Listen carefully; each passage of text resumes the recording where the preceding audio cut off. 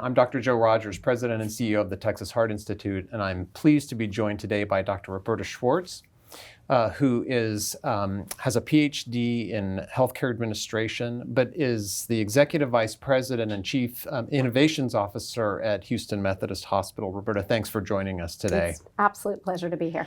Listen, we're kicking off the Walk 30 campaign in Houston, and we're meeting with leaders across the community to talk to them about the things that they do personally and the things that they're doing in their work environments to inspire colleagues to exercise more.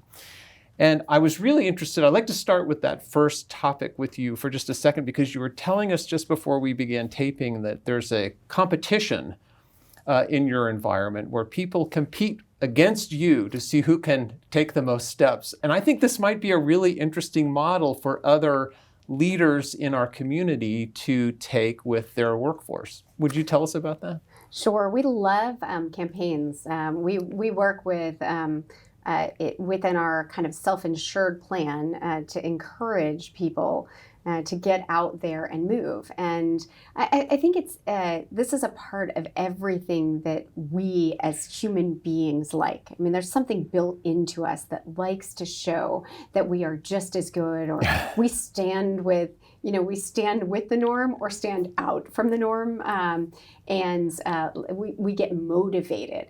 And so if I look at this in a few areas of my life, in our workplace, we're constantly having kind of that challenge. You'll hear that all the time. I have a mirror at home, and one of the things that scrolls across the bottom is everyone that's participating in that class, and they're constantly kind of yelling out the names of people. Oh, look, you've joined us. Here you go. Keep at it. Keep doing it. And I do think it's amazing that we're motivated by that. And what that speaks to is get out there with your friends.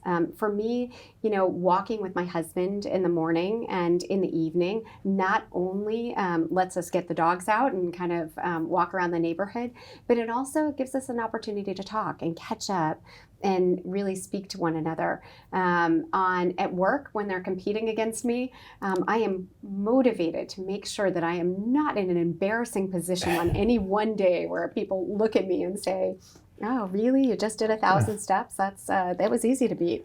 I want to make it so that people have an opportunity to stretch themselves. I think this is really interesting. We're developing a theme as I've talked to other leaders in the community about making sure that we're actually integrating health and walking into our lives rather than siloing it and saying, well, I've got this work-life balance where I have to do all of these things during work, and then I'm going to carve out some time and I'm going to exercise. And instead, I think most of the successful people seem to be saying, I'm somehow working this into my life. I'm walking with someone I care about. I'm having walking meetings, but it's being built into the ethos of their day. And I think it's really an interesting concept. Yeah, I think if you try to just say, there's some people I'm always impressed who can say, like, I'm going to get up at 5:30 in the morning and that's going to be my exercise time and that's my time to think and put my mind together and do it. I am not that person. You will not see me up happily at 5:30 in the morning, nor will you see me exercising at 11 p.m. at night, which kudos and impressed to everyone who can do it. That is so not me. But I think if you're going to do it during the hours where you also need to work and you also need to do errands and you also need to do other things, the question is, how do you get that exercise? Do you really need to drive around the parking lot to find the closest space and take 15 minutes to find that close space? Or can you just park in the back of the lot and use that as an opportunity to get those steps that you need and to do that walking that you need? Same thing when you do errands or other kinds of things. I always kind of think to myself, oh, it's okay. I can kind of get my steps and kind of move around and get some of that exercise.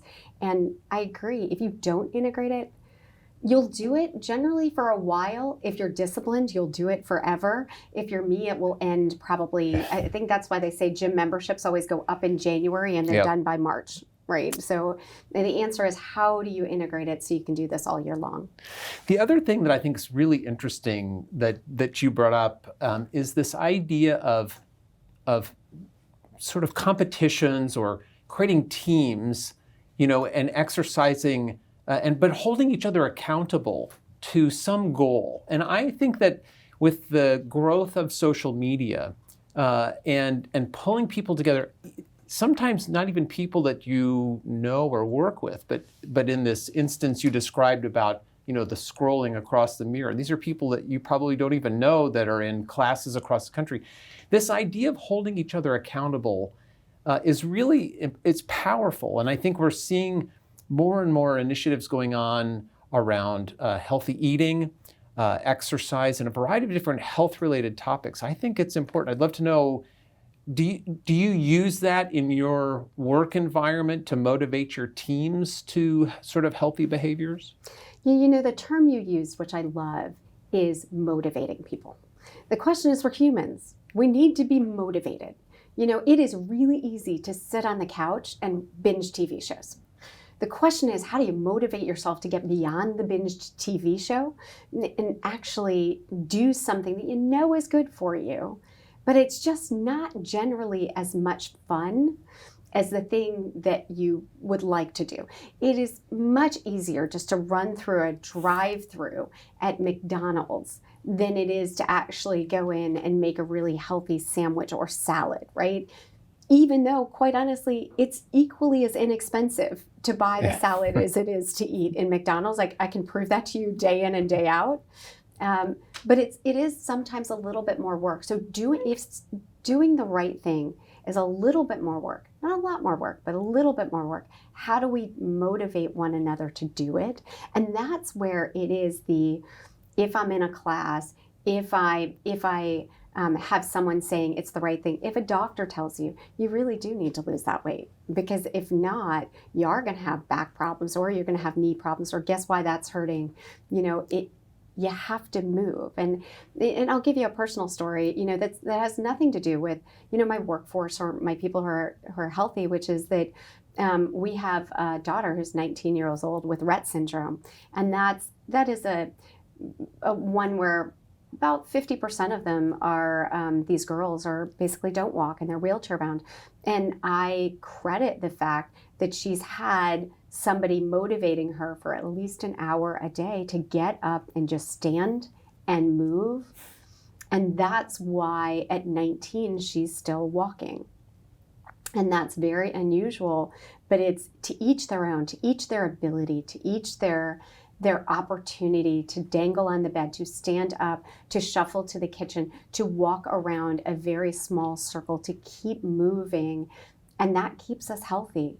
And I think whatever we have to do to motivate each other that you can do it, we have to do that. That's our responsibility, not only to ourselves, but to the ones we love. It sort of is a great lead into the last question I had for you. You and I spend a lot of time in acute care environments with people who are ill, coming in with something that has led them probably to be less physically active than they might otherwise be, whether it's an operation or an acute illness.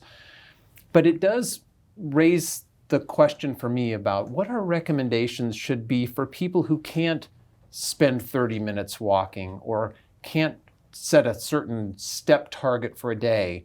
And I can tell you my approach is to just tell people, do what you can and try to increase whatever that is you're measuring in a slow, methodical way. If you need counsel from your physician or from someone, seek that counsel. But the idea is just to keep moving and to keep getting a little bit better and to give yourself a little bit of grace if you're not feeling well. I'd love to know kind of what your approach is. You think about this in a hospital environment all the time. Recently I was having some hip pain and went to this unbelievable PT who each day just said, just do a little bit more. Just do a little bit more than you're doing right now. Just stretch yourself just a little bit. And the answer was, it hurt. It wasn't fun. Recovery and trying to get yourself to a place where you can do the next level of whatever you can. It's not always easy, but it's really important. And so if it is dangle on the bed, if it is get in a chair and eat, if it is just walk to the bathroom and back down again, whatever it is necessary to stretch yourself, but we get back to, it's also really helpful to have somebody who's there who motivates you in the right way that works for you to get you to do those things. Listen, I'm so appreciative that you took the time to come over today and visit with us about this campaign that's starting. I think it's going to be important and has the real potential to be transformative for health in our communities. So thanks very much again for joining us today. Thank you for having me.